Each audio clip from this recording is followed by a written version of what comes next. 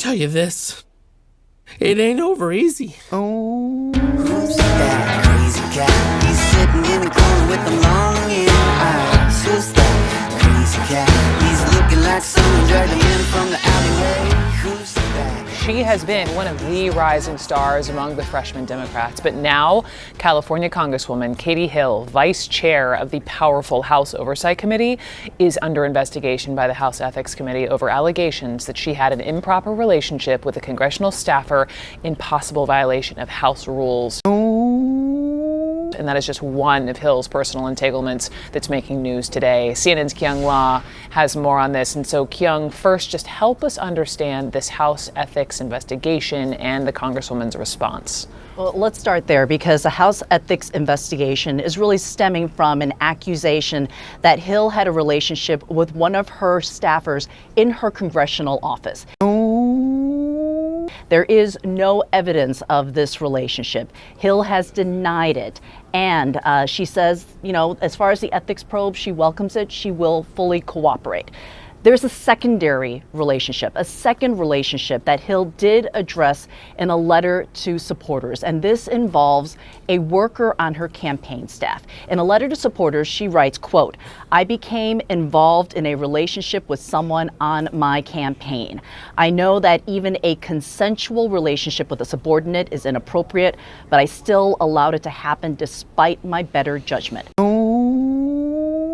If people don't know Katie Hill's name, like, she was part of that huge, women wave that really just won so many seats in the midterms in 2018. And I know you followed her campaign from the early days. So just how shocking is this, Kyung?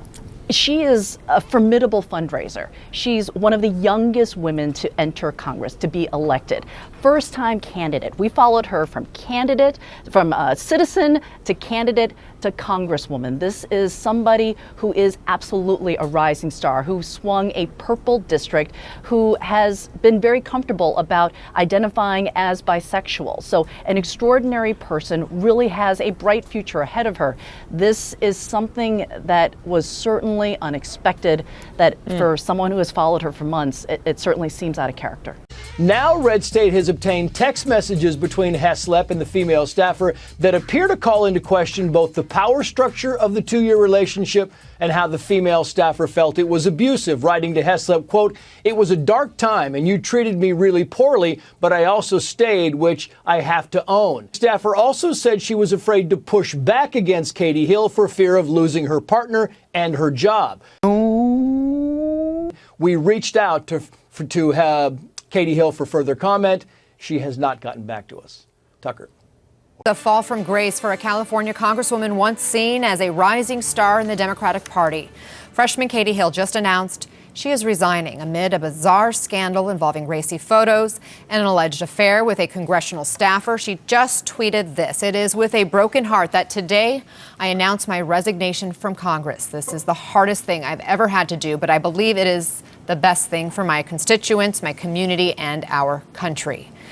And CNN national correspondent Kyung La is joining us now on the phone. Kyung, why this decision now? What changed today? Do you know?